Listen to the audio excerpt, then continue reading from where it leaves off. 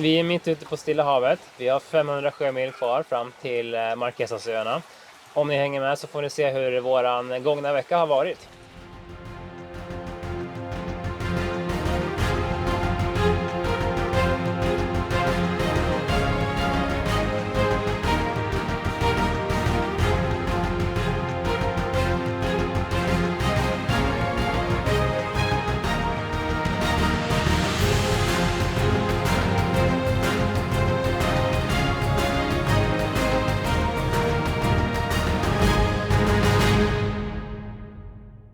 Veckan som gått har varit ganska blandad.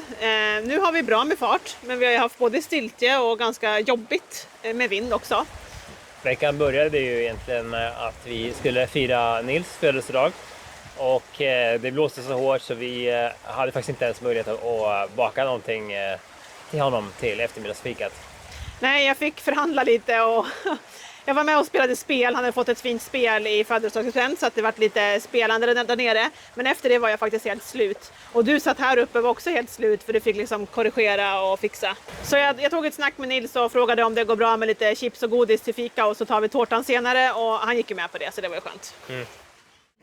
Ja må han leva, ja må han leva, ja må han leva ut i 100:e år. Ja visst ska han leva, ja visst ska han leva, ja visst ska han leva ut i 100:e år. Ett fyrfaldigt lever för Nils, han lever.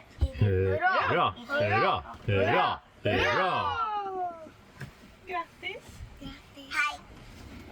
Erik från Erik. Här är massa presenter, Nils. Ska vi börja?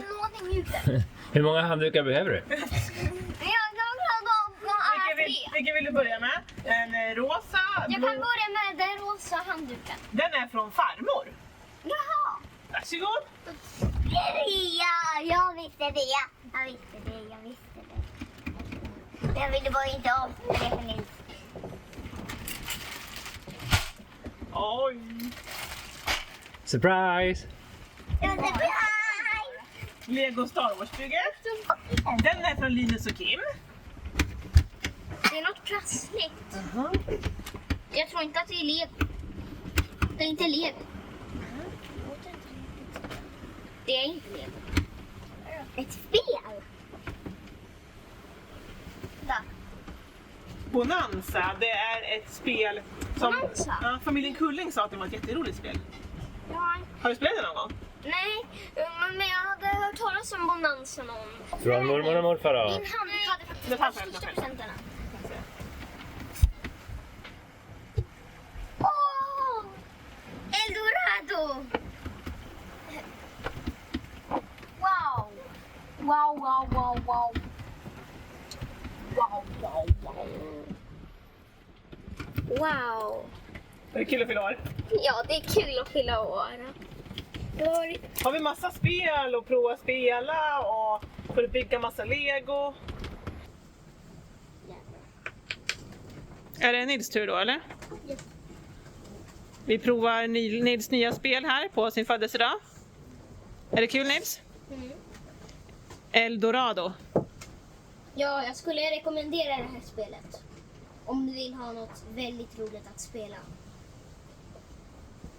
Men det tar Ja. ganska lång tid.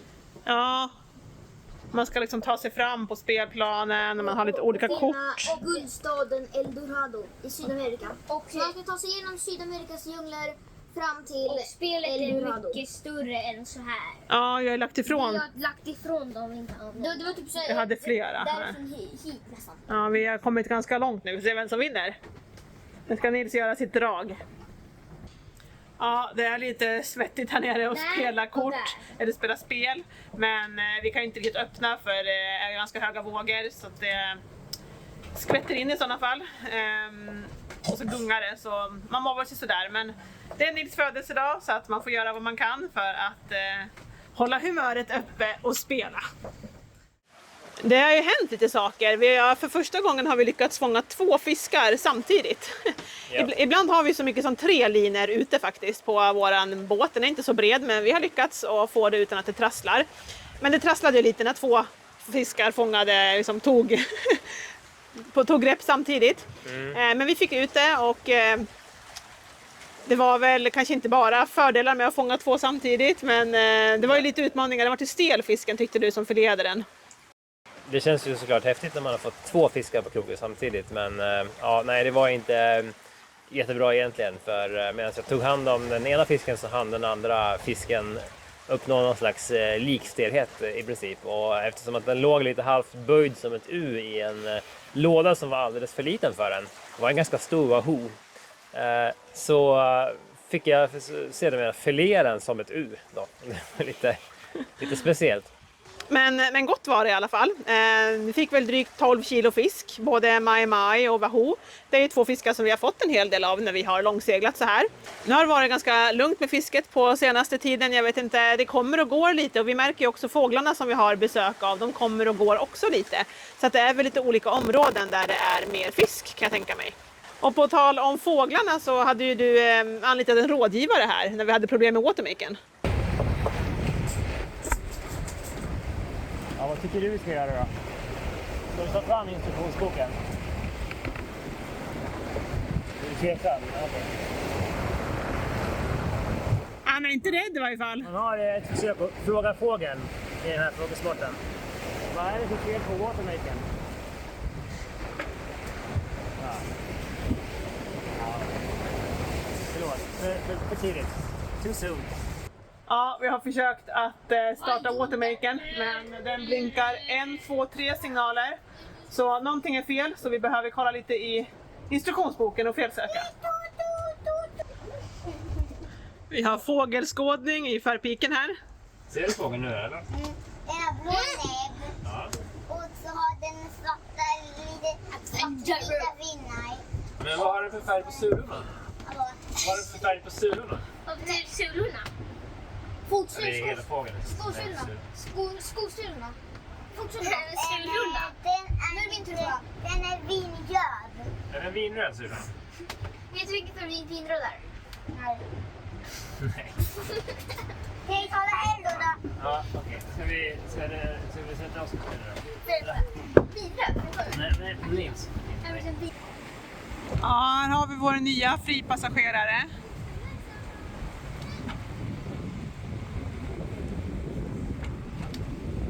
Ganska fin faktiskt. Ja, är du hungrig? Är du hungrig? Gapa stort. Ja, godnatt på dig. Ses imorgon. Vi hade ju några tuffa veckor ute på havet här i början, och det stampade en hel del när vi var tvungna att segla dikt bidvind, alltså pinkryssa utifrån för att komma runt Galapagos och sådär. Och då fick vi in en hel del luft i systemet på våran watermaker då. Men även när vi kunde släppa ut seglarna och falla av lite grann så kvarstod problemet att så fort man skulle starta igång watermakern så sparkade den bakut och sög luft, och den var kinkig, så jag fick gå fram och försöka lufta och sådär och reda ut vad det var för problem då. Och då satt ju den här sulan då och tittade på en halv meters avstånd ungefär. I och med att vattnet sloshar så mycket i våran alltså vattentank för dricksvatten så hade vi sugit in luftbubblor i det och haft tidigare problem med att våran dricksvattenpump får luft och stannar och inte funkar längre. Och när vi sen fick igång den så var väl luftbubblorna kvar i slangen, och vi lyckades därefter fylla upp våran watermaker-pump då med luftbubblor också. Så att när vi skulle spola den så backspola alltså som man gör när man är klar, då fyllde vi väl upp den med luft med. Så vi provade backspola en gång som man gör när man drifttar watermaker från början, och då har det sedan dess gått bra, så det är skönt. Watermaken är ju väldigt viktig för oss, och man blir väldigt nervös när den inte går igång som den ska. Ja, och vi behöver ju vatten både när det är tufft väder och när det är lugnt väder, så att vi liksom behöver ju få watermaken att funka även när det är lite stampigt och jobbig sjö och sådär. Men till slut så kom ju de här svaga vindarna som vi hade sett på prognosen att de skulle komma. Det var inte så att vi längtade efter dem, men vi såg att de skulle komma och det var svårt att undvika för det var ett stort område där det skulle vara lite lättare vindar helt enkelt. Ja. Men först tänkte vi ju då att det skulle vara skönt bara med lite lugnare vindar, men då råkade ju vindarna såklart komma rakt bakifrån också. Och länsa i lätt vind, det tar sig inte alls bra. Nej, och dyningen var ju kvar liksom. För det hade ju varit lite jobbigare väder söderut så vi hade ju vågorna kvar. Men ändå helt okej. Så vi lyckades baka den här kakan i alla fall till Nils och fira hans födelsedag. Så att det kändes skönt att vi hann med det också. Det är dag 21 och vi ligger 2 dagar efter Nils födelsedag med firande. Det var ganska tufft Nils när du fyllde år, kommer du ihåg det? Det var mycket vind och krävdes mycket av mig och Niklas för att hantera båten. Och jag försökte väl vara där nere och fixa ordning lite, jag spelade lite mer, vi spelade Eldorado, men sen mådde jag ganska dåligt. Så att nu blir det kaka istället då, din födelsedagstårta, en kladdkaka. Du fick ju faktiskt lite chips och godis och så på din födelsedag, så det var väl inte helt utan fika. Nej. Är du sugen på att smaka den här då? Ja. Ja, kom så tar vi en bit. Jag tror ju att den är godast här. Den är tjock i den här änden och smal i den änden. Vi har lutat lite. Båtkaka. Jag tror att den är godast i den tjocka änden, så jag tänker att du får en tjock ände här. Så. Vill du ha lite grädde på? Varsågod. Ska du sätta dig här nere eller ska vi fälla ut bordet? Grattis igen. Jag kan kanske sätta mig här. Ja, grattis igen älskling. Men ni också ha en papi? Grattis Nils. Jag kan ta så mycket bilder. Det är lite svårt. Men tänk ni har någon tallrik. Jo. Ska vi. Vi får köra sparsamt med tallrikar när det gungar och lutar och rullar. Jag har mycket att hålla. Jag kan dela och mata dig. Precis, jag misstänkte att det skulle bli så. Så man måste hjälpas åt lite. Då kan vi äta senare, jag och pappa. Jättegod. Ja, jättegod. Tyckte du också om det Nils? Ja. Vad bra.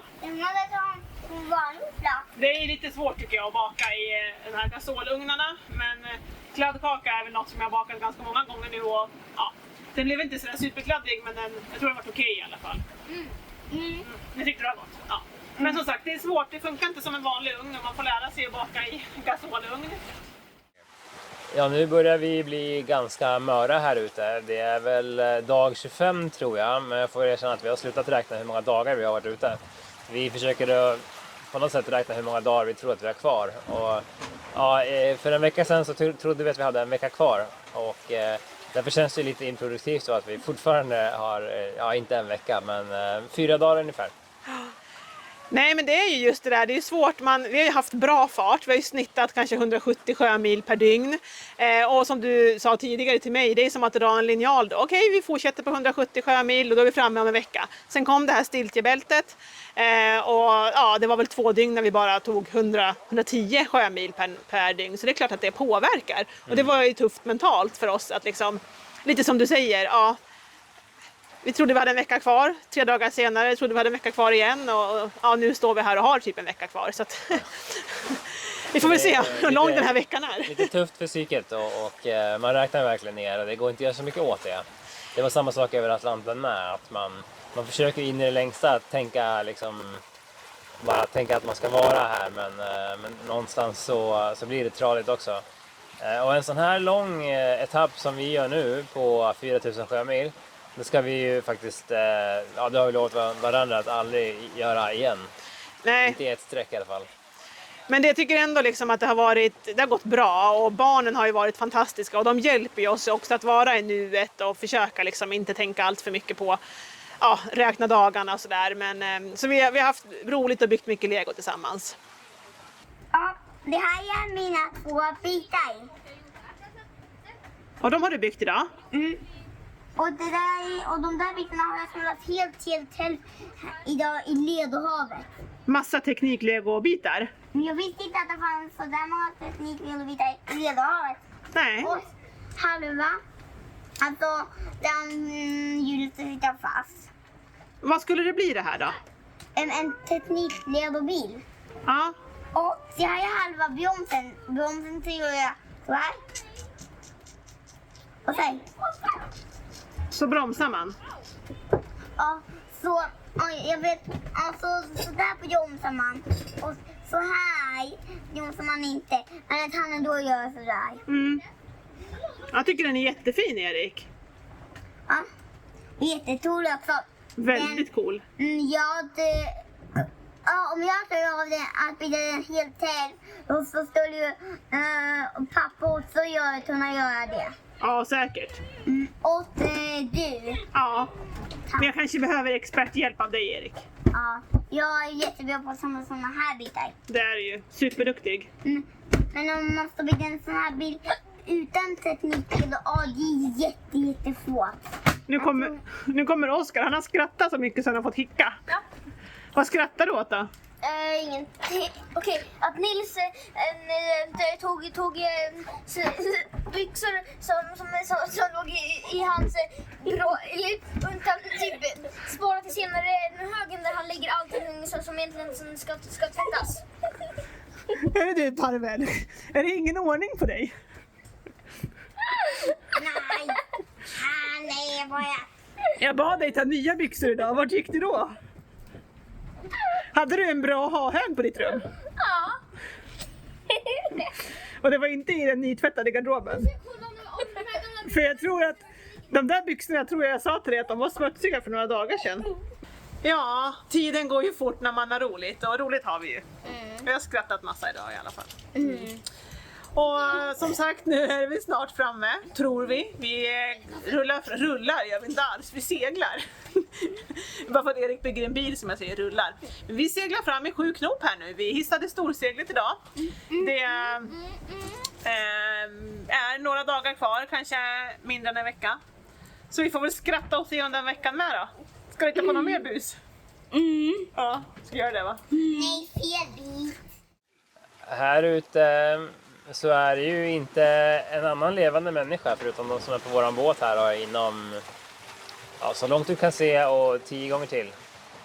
Så det är avkopplande på många sätt, men också tråkigt. Segling i största allmänhet är ju kanske att likställa vid meditation. Att man har någonting som man behöver göra, men det är inte så här super krävande uppmärksamhetsmässigt. Så inte alltid i alla fall, ibland är det ju superkrävande, men mycket av det, men som nu när vi spelar in, vi tittar lite då och då runt omkring att allt är okej, och vi har ju koll på saker och ting, så det är någonting som hela tiden finns där, att vi behöver ha koll på seglingen, och vi har det, men vi kan också lägga tid och kraft på andra saker, till exempel att meditera då, som är en sån sak. Nej, men alltså att man sitter och funderar, man har tid att bearbeta sina tankar. Och jag kan väl känna personligen att för mig har den här resan varit en resa inåt också. Det handlar väl lite om att jag kanske skriver en bok just nu när jag också funderar på varför har vi hamnat här och vad är det för tankar och beslut som har gjort att vi har kommit hit. Men någonstans så känner jag igen mig från Atlantenresan också, att saker som poppar upp till ytan som jag sitter och tänker på när man då mediterar eller seglar är ju att de sakerna kanske inte man har bearbetat helt klart, eller så är det saker som har satt sig ganska hårt hos en som man behöver tänka lite extra på just nu, och det är väl ganska fridfullt på ett sätt att få göra det och få ur det ur systemet. Och så har vi ju dessutom tid att fundera på vart vi är på väg någonstans. För 2 år sedan så satt vi i en vintermarina i Brindisi i Italien och spånade på framtiden. Då landade vi egentligen i att vi ville till Asien. Det var Asien som lockade mest. Stilla havet här är såklart häftigt att se, men lite dyrt, och det är kanske lite svårt sådär. Men vi gillar asiatisk mat och vi tror på att kulturen är häftig att upptäcka. Så då var vi nästan inne på att vi skulle ta en genväg dit genom att köra ut genom Röda havet och förbi Jemen och över Indien då. Att åka österut, men så blev det ju krig där nere och en massa raketattacker och annat, så det gick ju bort. Och då beslutade vi oss för att vi kör västerut, men siktet inställt på Sydostasien alltså. Så det har ju någonstans varit vår vision då, som du säger, 2 år tillbaka, att vi vill till Asien, och någonstans nu börjar vi väl känna också att vi är ju snart där. Det är väl därför vi tillåter oss själva att tänka i framtiden och kanske inte bara vara i nuet. Att vi har, när vi satt och pratade om det här så hade vi 1000 sjömil kvar. Sen var vi framme i Stilla havet och vi börjar ju närma oss vårt mål och vår vision. Vad är meningen? Vad vill vi nu? Och vad gör vi sen? Och det är många sådana frågor som har fått tag i plats mellan dig och mig här på kvällarna eller så när barnen haft sina minuter och vi har suttit och funderat och kuckelurat. Och då har det ju varit ett stort äventyr det här och planering för ett stort äventyr. Alltså vi har ju varit tvungna att gräva ner oss och se till att våra bås är i ordning för att åka så här långt. Det är en lång bit att åka. Och även att vi själva är det. Och så nu när vi kommer fram då, för nu börjar vi närma oss som sagt första delmålet. Som såklart är Stilla havet med Stilla havsöarna här. Franska Polynesien är ju den första i en rad av häftiga resmål som vi absolut ska utforska och upptäcka. Men problemet är ju att det finns något som kallas för cyklonsäsong och det betyder att det kommer att vara tropiska cykloner som går över både det södra halvklotet här och ungefär där vi befinner oss just nu. De börjar på ungefär 5:e breddgraden så söderut då. Och de här cyklonerna de bildas under sommarhalvåret här på södra halvklotet, alltså någon gång mellan typ oktober och april då. Så vi kan inte stanna här i paradiset ska säga hur länge som helst utan vi måste söka oss antingen till ett ställe där man kan skydda båten och oss andra från de här potentiella stormarna som blåser hur mycket som helst. Det kan ju handla om nästan 100 meter per sekund i vindhastighet. Och destruktiva krafterna där är ju helt ofattbara. Så vi vill ju helst inte riska våran båt som vi har jobbat ganska hårt med och sådär. Och då är andra alternativet att ta sig upp till ekvatorn igen då. Och då kan det passa bra att man gör det i samband med att man letar sig upp mot Sydostasien då. Alltså preliminärt Indonesien får man väl säga. Och sen är ju då vårt nuvarande vision att vi ska segla runt i Sydostasien i 1 år eller 2. Ja, men det är ju det här som du är inne på. Det är ju bara olika ord för orkaner, cykloner och tyfoner. Stormar kan vi liksom sammanfatta det som. Det är ju någonting som vi hela tiden är utsatta för när vi lever på havet på en båt. Det är ganska påfrestande. Alltså, det här är ju supervackert, superunderbart och det är så många fördelar och vi är liksom så tacksamma för den tiden vi har haft på båten och vi ser jättemycket fram emot att upptäcka Stilla havet och Asien. Men någonstans tror jag du och jag också börjar känna att det är ganska mycket som gnager också. Det är mycket som tar energi av oss. Av att ständigt vara på jakt efter en trygg plats där vi kan liksom men där vi kan vara och ha våra barn och förvara våran båt. Men liksom, vi kollar väderappar ständigt. Man är ständigt på jakt efter en ny trygg plats. Man har en plan A, plan B, plan C ifall någonting händer. Det är svårt att liksom finna roet att nu kan vi vara här när man vet att det alltid kommer oväder som man måste ta hänsyn till. Och hela resan hit nu då har ju varit lite grann också en kapplöpning. Man ska hoppa igenom ringar för att ta sig igenom de här olika delstegen som har lett till att vi nu är här. Och vi ska självklart casha in nu. Det är nu så att säga våran belöningstid börjar nu när vi är framme eller åtminstone bara har några 100 sjömil till varje ny destination. Så självklart har vi oroat oss en massa för biten hit. Det är ett jätteäventyr som sagt och det görs inte av sig självt. Det kräver massor med förberedelser och kunskap och planering Men även när man inte har något riktigt mål längre så är det så att livet ombord här är inte bara en dans på rosor utan man måste verkligen hålla koll på farorna hela tiden. Och de är ganska många och man blir lite nedbruten av det. Så vi vet inte riktigt hur många år till man orkar med av det. Men vi har ju annars inte provat att bara sola och bada i paradiset i år efter år heller. Så det kanske inte blir något stopp, det vet vi inte. Men vi planerar i alla fall för att vi har några olika sorters utvägar. Ja, och det är väl sånt vi har suttit och pratat lite om då. Vad skulle vi kunna göra om det inte är båt som är vår framtid? Och det var ganska mysigt att sitta och fundera på kvällarna. Och jag tror att eller jag i varje fall, behöver en vision. Man behöver kanske sen behöver inte den vara helt klar och tydlig, men någonstans så, vad är det vi vill och vad är det vi vill få maximalt av? Och det har ju också gjort att vi nu är väldigt överens om att när vi kommer fram till Stilla havet så ska vi verkligen casha in. Nu ska vi se till att njuta, och nu måste vi verkligen försöka ännu mer vara här och nu och kanske inte bara vara på väg någonstans, vilket är svårt för vi har ju som sagt de här stormarna att ta hänsyn till, men ändå göra vårt bästa i att vara här och nu, för det är vi värda tycker vi efter den här strapatsen. Ja, det är vi. Ja, verkligen.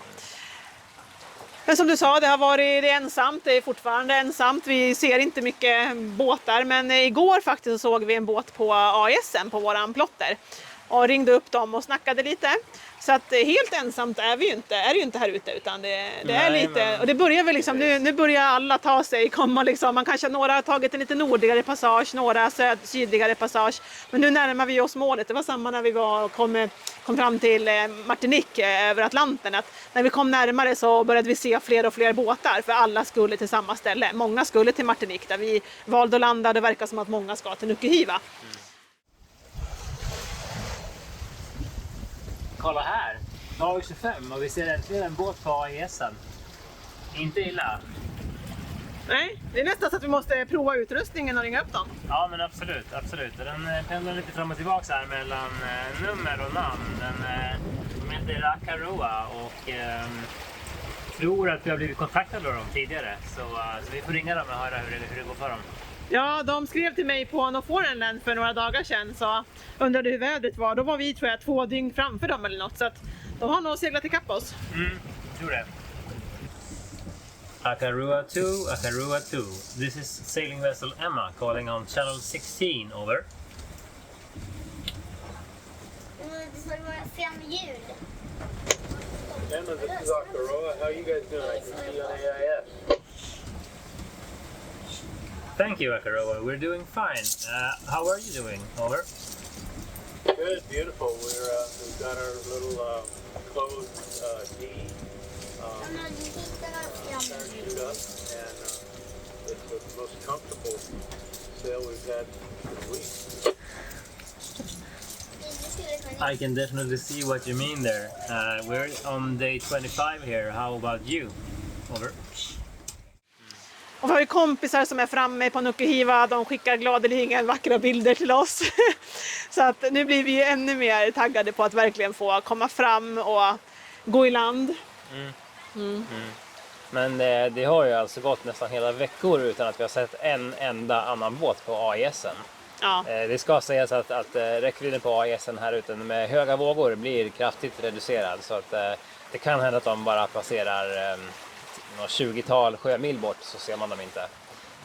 Nej, men så det var ju det vi sa, när vi såg dem så sa vi det. Ska vi ringa upp, vi kanske måste testa att vår utrustning fortfarande funkar, för det har varit total radiotystnad hela vägen. Men den funkade, så att det var ju skönt att få testa det. Men nu så som sagt, nu är vi inne på dag 25. Vi har fått tillbaks vinden, så att nu gör vi en 7-8 knop här. Vågorna har ju kommit lite också då, lite mer, så det är lite mer att det rullar och lite jobbigare än igår var det en fantastiskt, nästan stilla dag.